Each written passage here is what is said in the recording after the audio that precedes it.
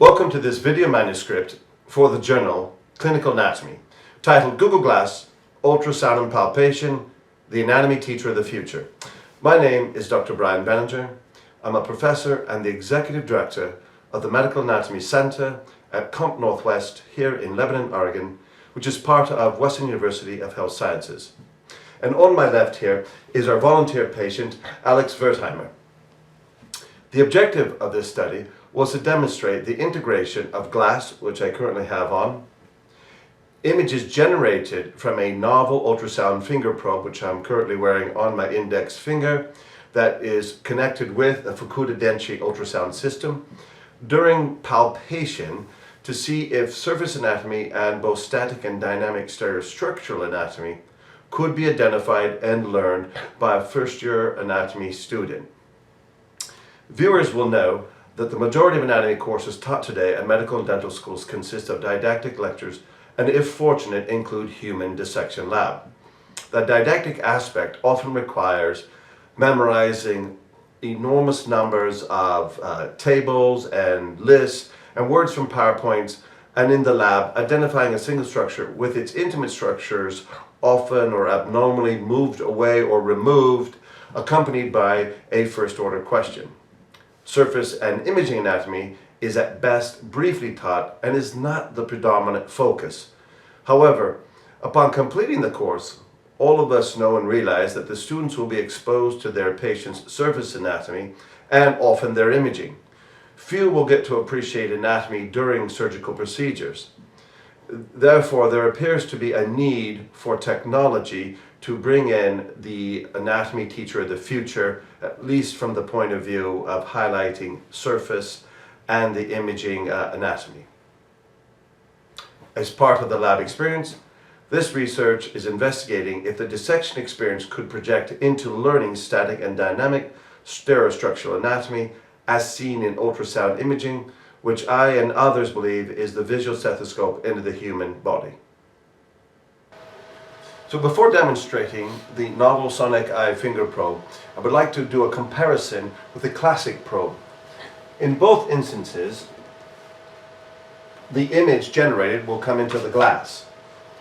And in this particular one, what I would like to reveal and show people is that once you place the probe on, one of the problems is that there is gel here, and the gel, and this is not a flat surface, it's a contour to the shoulder. And so I have to generate a type of tripod or a base with my hand here. If there's gel on here, sometimes that creates slippery foot plate because you're trying to find the ideal position.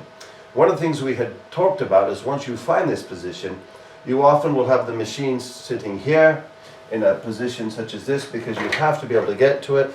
And in order to get to it, what happens is I will then lean over, both myself and the patient will be watching, and therefore it comes across as if I'm actually treating the screen. I don't have the opportunity to view the patient without wearing the glass. With the glass, I can now do this, watch the patient, but the problem is that this is really quite, it moves a lot. It takes a lot of probe time to get really good at this. However, with the finger probe, one can actually place the finger probe on and get a base here, and besides the palpation, they can actually solid base, so I can then turn and move and shut things off or create an image and save it or a video, etc. So that's one of the benefits of using the finger probe over the classic probe for the novice learner. This novel sonic eye finger probe allows for simultaneous feedback from 1. Surface and palpation anatomy, 2. Stereostructural anatomy from the ultrasound image generated in the glass, and 3. Observing the patient's reaction during physical movements.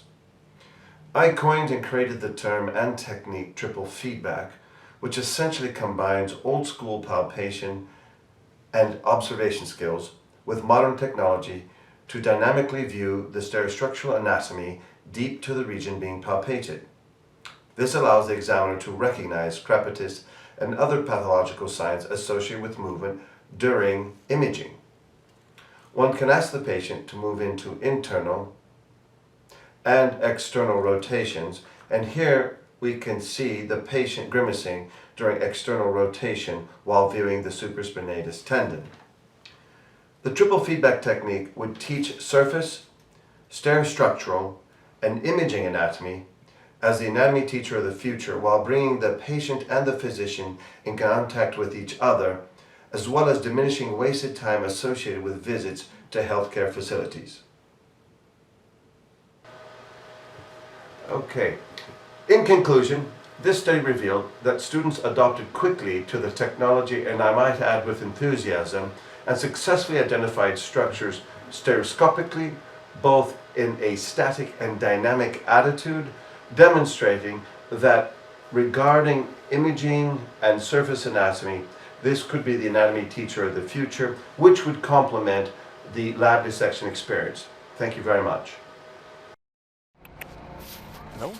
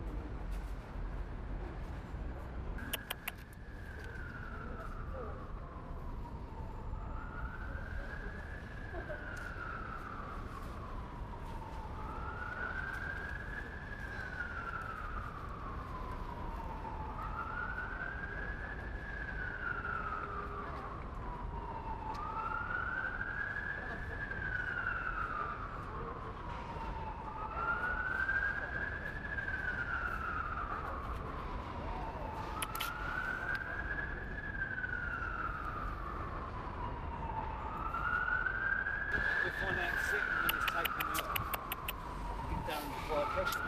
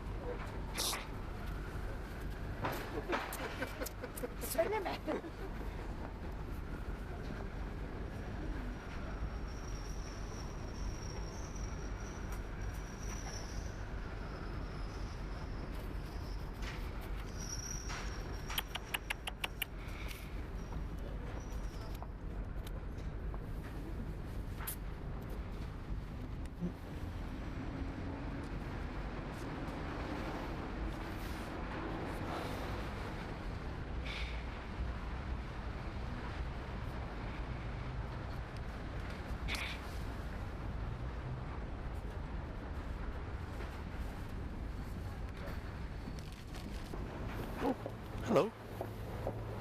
Here you go. I didn't see you down there.